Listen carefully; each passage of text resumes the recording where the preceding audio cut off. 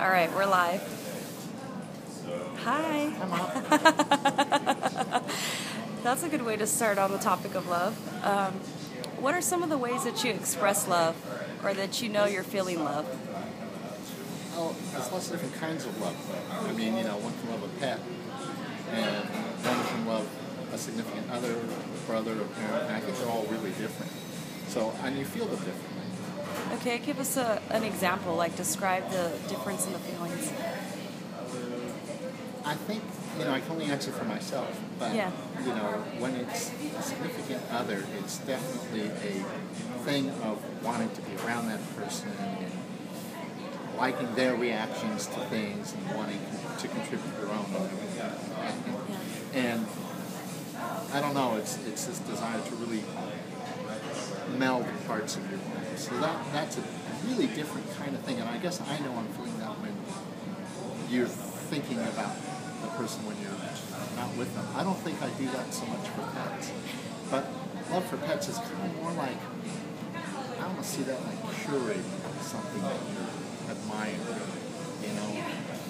You have this responsibility, and at the same time, hopefully it's something that at least you feel reciprocates affection, affinity in some way. I know people can have spiders and stuff as pets. I'm not sure how you know if they're expressing affinity. Maybe when they don't kill you. That's a good question.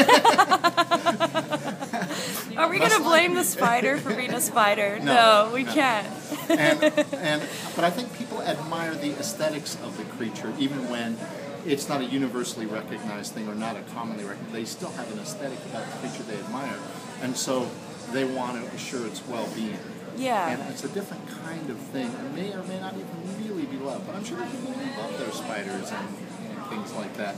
And I couldn't really say, but I think for me, when I've had pets that I really like, it's because they're cute, they do amusing things, and you want that to continue. So if they're, so this is good. Like if they're cute, they're amusing, does that draw something out of you? Do you feel good in response to that? Sure, and you feel good about making them feel good, about making them want to act up and be amusing or do something interesting, or even just sometimes, with some people like cats and dogs or whatever, and, a creature can look really cute just doing something natural, and, it's something you kind of just admire, it enriches your life and something. But it's a very different kind of thing.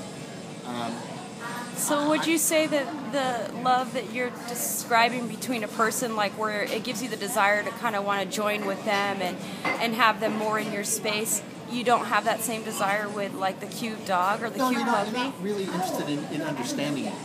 Got you.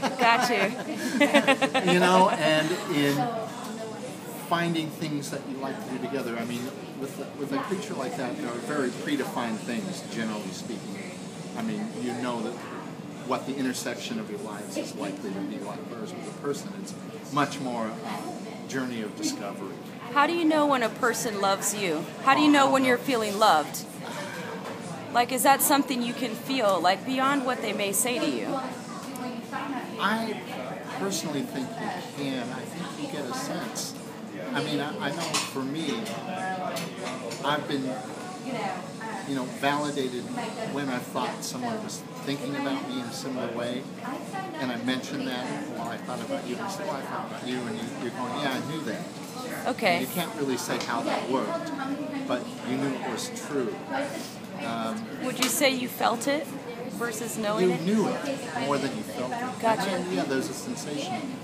But it's interesting when you tell someone, or even ask directly, I was thinking about you, I thought about you, and they go, oh yeah, I'm thinking about you. And there seems to be something when that connection is that good, where there is something that denies the distance that might be physically between you, so that there's a correspondence of thought at times. I mean, it happens too much to be coincidence. So do you think, in essence, in one way, love could be telepathic? Like if what you're describing, the word telepathy gets overused, but I do think there can be a. What would you describe it as then? Coincidence of thought. Yeah, it's something. I like that expression. Yeah. There is definitely a closeness that goes beyond just the physical, and I think anyone who's particularly been mutually in love with someone knows that this is true. Okay, so if you could feel that in thought, what inspires you to want to be around them physically? Like if that thought energy, it just goes over whatever distance, what inspires you to want to create the closeness or drawing together? I think there's a lot of factors. There's certainly a purely physical factor. But for me, it's often because the person is just fun to be around. I mean, Nice. it's like they have a great sense of humor. They can see things in the world and point them out to you that you go, oh yeah.